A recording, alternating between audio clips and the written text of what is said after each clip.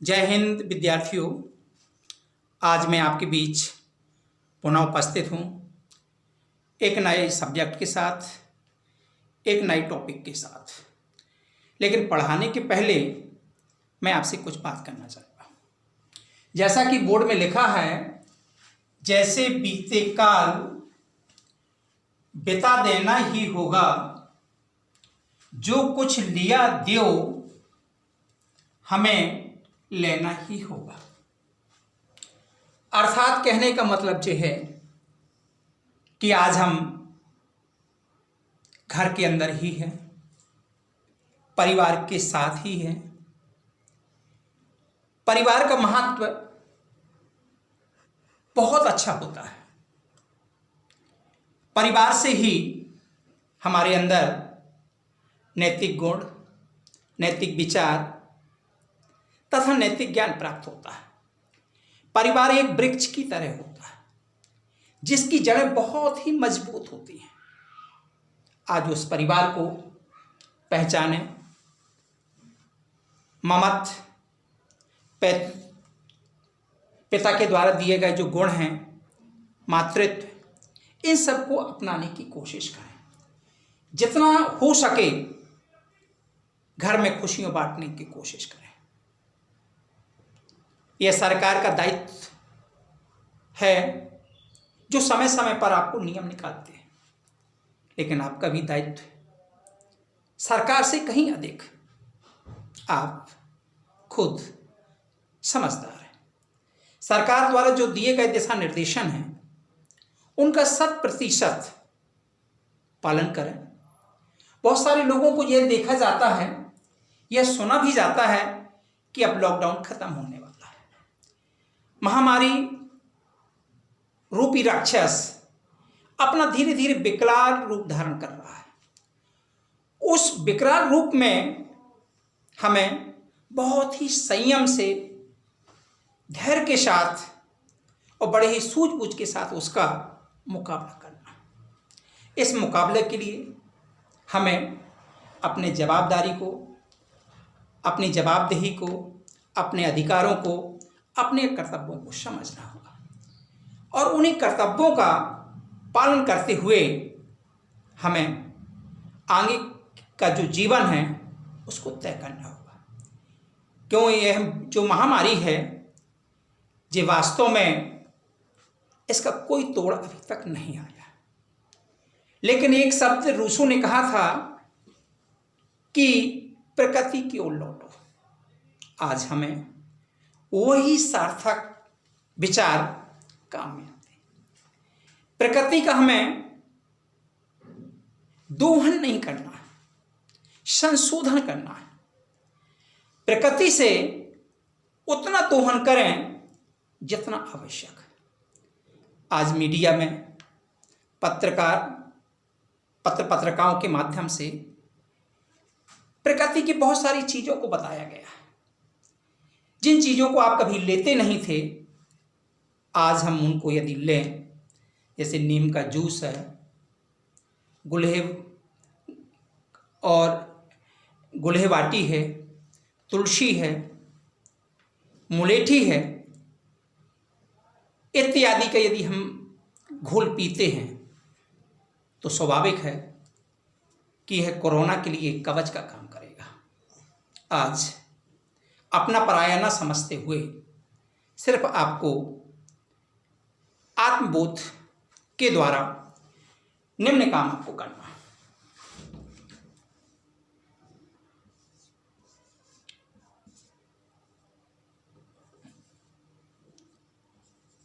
बुद्ध सिद्ध और शुद्ध। आपको अपने विचारों को बौद्ध से आपको जोड़ना है और इन्हीं विचारों को नियम और सिद्धांतों की कसौटी पर कस करके सिद्ध को प्राप्त करना और सिद्ध जब आपको प्राप्त हो जाएगा तो स्वाभाविक है कि आप शुद्धता की ओर पहुंचेंगे। अर्थात आपको हमेशा शुद्ध रहना है। शुद्ध कभी यदि व्याख्या की जाए तो बहुत विकराल रूप धारण कर सकती है, लेकिन यहां शुद्ध से यह है कि हमें अपने कर्म, हमें अपने लक्ष्य, हमें अपने परिवार के प्रति हमें शुद्धता से, ईमानदारी के साथ, बड़े ही प्रमाणित ढंग से नियम और शर्तों को मानते हुए एक समाज के लिए एक उदाहरण प्रस्तुत करना है। आज एक महत्वपूर्ण टॉपिक को लेकर के हम आपके समक्ष उपस्थित हैं। विषय है त्रिकोणमिति, और उस त्रिकोणमिति के अंतर्गत आपको आज अध्ययन करना है।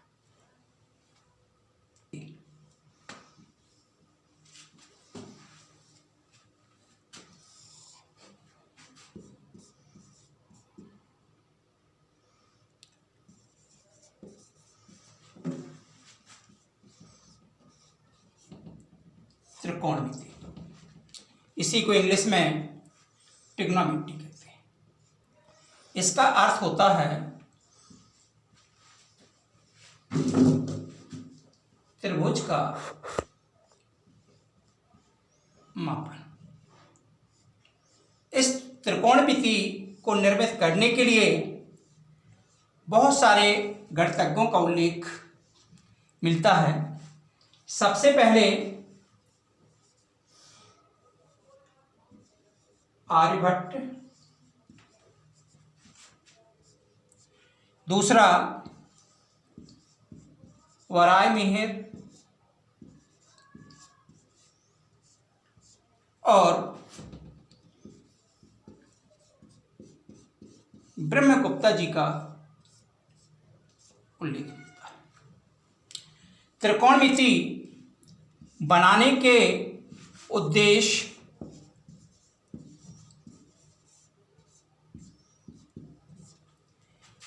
नंबर 1 खगोल शास्त्र,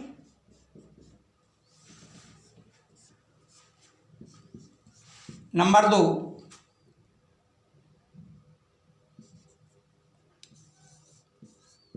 दूरियां नापना,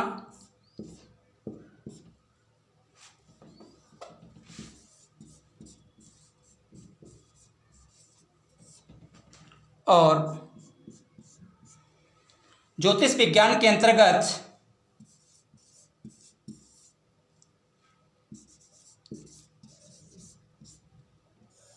कुंडलियों का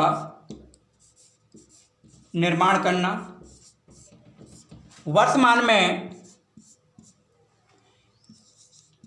शैक्षिक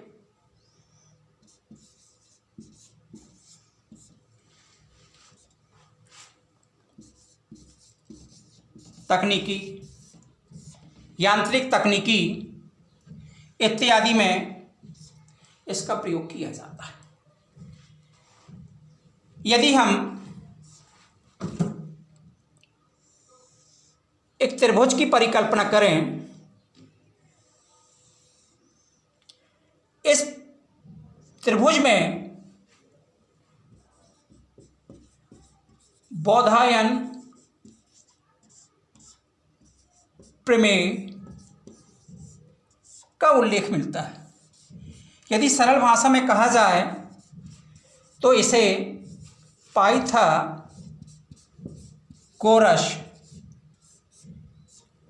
के नाम से भी जाना जाता है।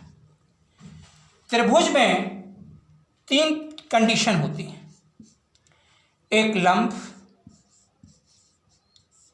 दूसरा आधार, और तीसरा आपका कर्ण होता है।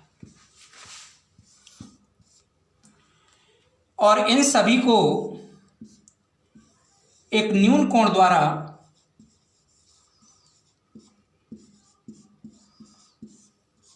परिभाषित किया जा सकता है। कोण को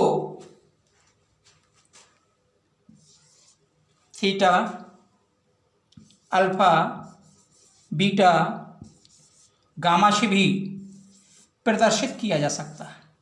इसके नाम ए भी हो सकते हैं, बी भी हो सकते हैं, सी भी हो सकते हैं। यदि हम त्रिभुज की बात करें तो जिस पर 90 अंश निर्मित होता है वो होता है लंब, जिस पर बनाया जाता है वो होता है आधार, और 90 अंश की जो भुजा होती है वो आपकी कहलाती है कर्ण। यदि इसको संसार की दृष्टि से भी देखा जाए तो 3 आपके बिंदु निकल करके आते हैं। इन बिंदुओं को निम्न नामों से भी जाना जा सकता है। जैसा कि एक आपको त्रिभुज दिखाई दे रहा है, यह त्रिभुज एक समकोण त्रिभुज है। यहां पर 90 अंश का कोण निर्मित होता है। 90 अंश की भुजा कर्ण आपकी हो गई, जे आपकी लंब हो गई और जे आपकी आधार हो गई। जे आपका न्यून कोण हो गया। न्यून कोण के सामने की भुजा हमेशा लंब होती है। लंब और आधार में कोण के हिसाब से परिवर्तन होता रहता है। यदि पाइथागोरस के रूप में इसको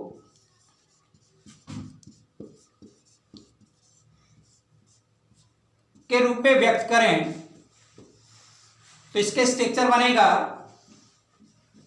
कर्ण का स्क्वायर बराबर लंब का स्क्वायर प्लस आधार का स्क्वायर।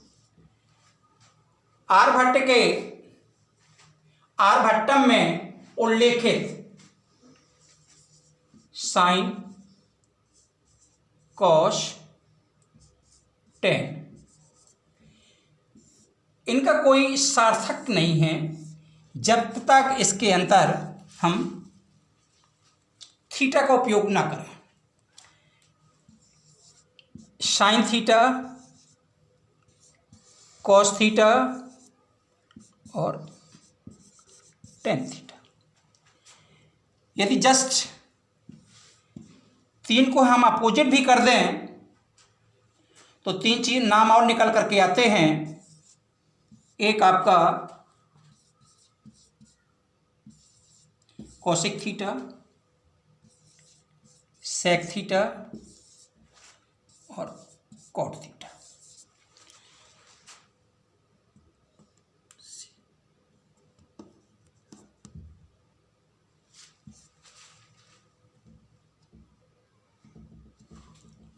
ठीक। अब यदि इनको फार्मूला के रूप में भी व्यक्त किया जाए तो साइन थीटा बराबर लंब बटे कर्ण, कॉस थीटा बराबर आधार बटे कर्ण और टेन थीटा बराबर लंब बटे आधार।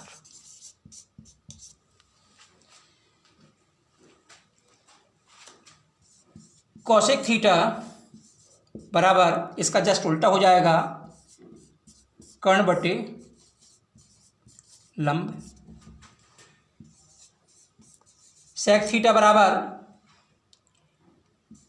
कर्ण बटे आधार और कॉट थीटा बराबर आधार बटे लंब हो जाए। यदि दूसरी स्थिति में देखा जाए तो यह जस्ट एक दूसरे के बिलोंग होते हैं। जैसे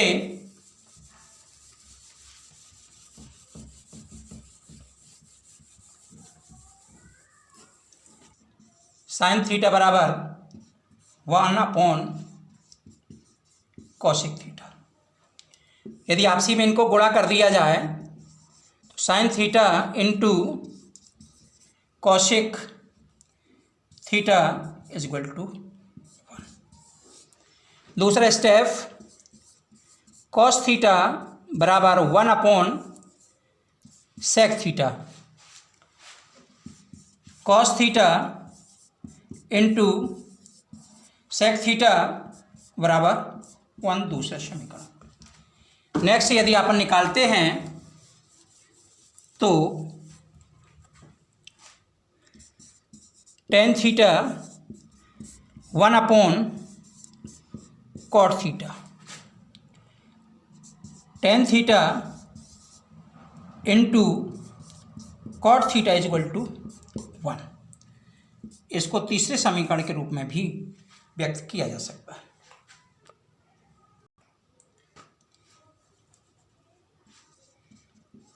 sign theta into cosec theta बराबर 1।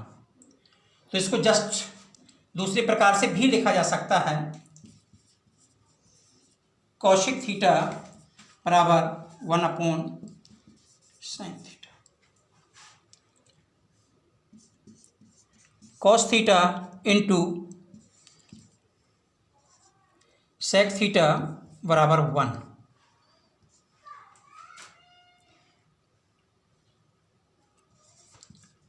सेक थीटा बराबर 1 upon cos theta, tan theta into cot theta बराबर 1।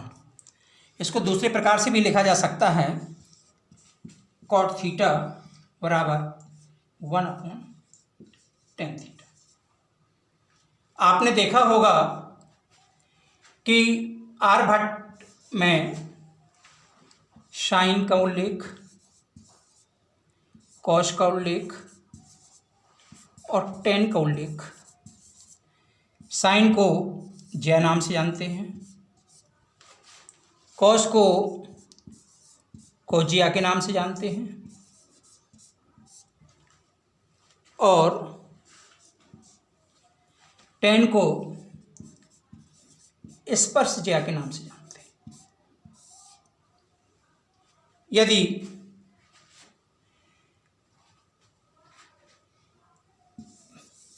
और इन्हीं के आधार पर अंकित प्रश्न भी बनते हैं।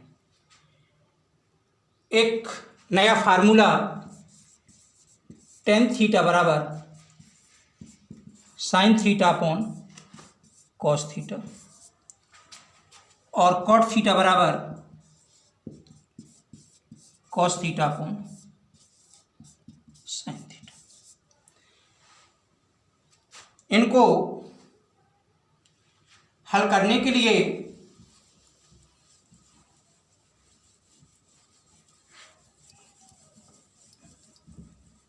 सबसे पहले एक त्रिभुज, समकोण त्रिभुज बनाते हैं।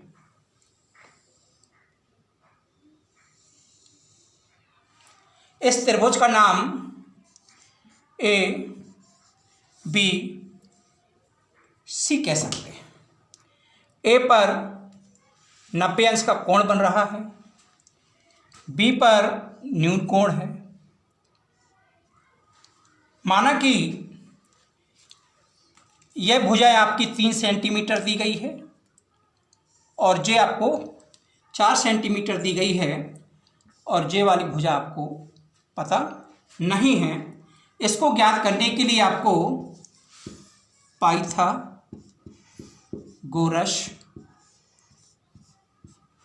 प्रमेय, ये क्या है? कर्ण का स्क्वायर बराबर लंब का स्क्वायर प्लस आधार का स्क्वायर। यदि त्रिभुज के हिसाब से लिखा जाए तो 20c square is equal to AC square plus AB का स्क्वायर। अकॉर्डिंग BC स्क्वायर बराबर 3 का स्क्वायर प्लस 4 का स्क्वायर, 3 3 9 प्लस 16 इज इक्वल टू 24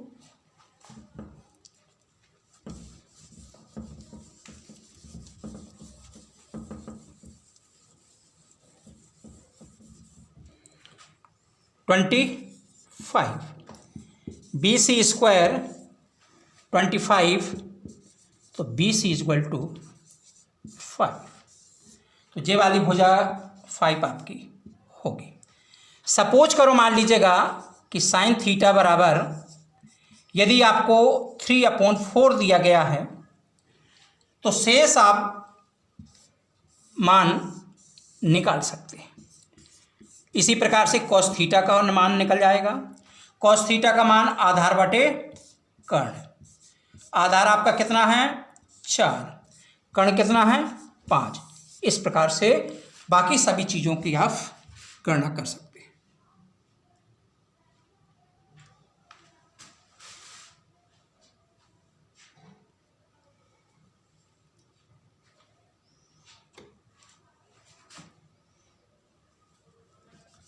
लंब बटे कर्ण, सॉरी,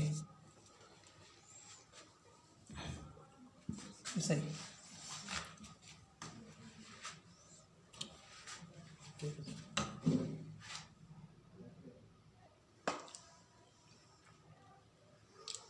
त्रिभुज के मापन में कोण को और भुजाओं को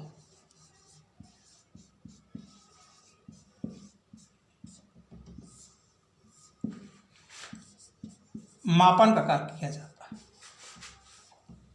आज हम 30,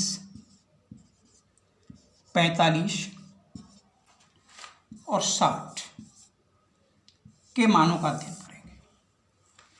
इसमें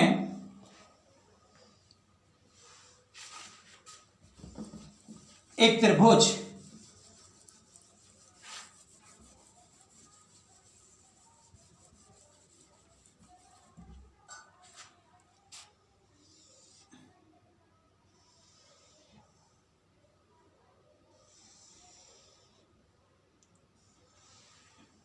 कर्ण,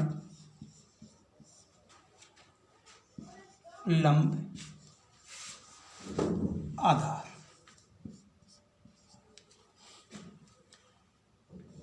थीटा का मान 30,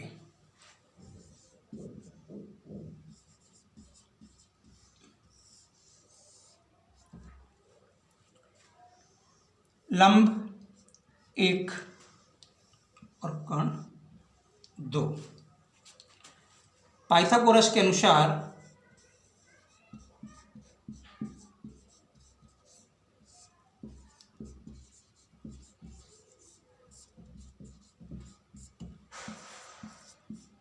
कर्ण का स्क्वायर लंब का स्क्वायर आधार का स्क्वायर। त्रिभुज के अनुसार लंब का स्क्वायर आधार का स्क्वायर 1 प्लस 4।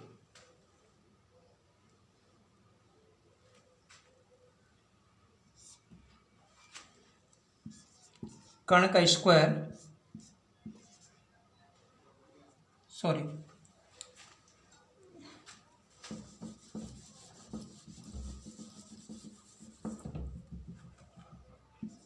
कर्ण का स्क्वायर लंब का स्क्वायर प्लस आधार का स्क्वायर। आधार का स्क्वायर बराबर 2 का स्क्वायर माइनस 1 का स्क्वायर। 4 माइनस 1 बराबर 3। एक मिनट बंद कर लेना। आधार का स्क्वायर, आधार बराबर √3। आधार का मान √3। ये वाला कोण 90 डिग्री का है, ये 30 डिग्री का है, तो स्वाभाविक है ये वाला कोण भी 160 डिग्री का होगा, क्योंकि त्रिभुज के तीनों कोणों का योग 180 80 गुना 16। शेष मान इस प्रकार निकालेंगे।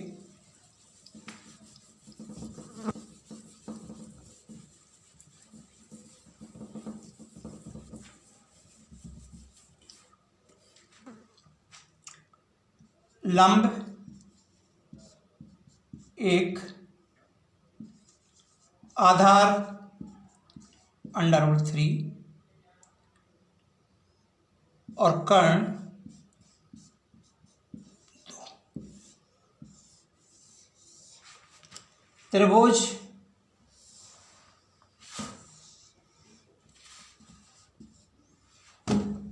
तीस 60। नामकरण A B C। लंब, आधार और कर्ण। 30 के cos 30 बराबर आधार बटे कर्ण। क्या हो जाएगा? आधार आपका दिया गया है √3 और कर्ण कितना दिया गया है आपका 2। तो cos 30 बराबर कितना हो जाएगा आपका?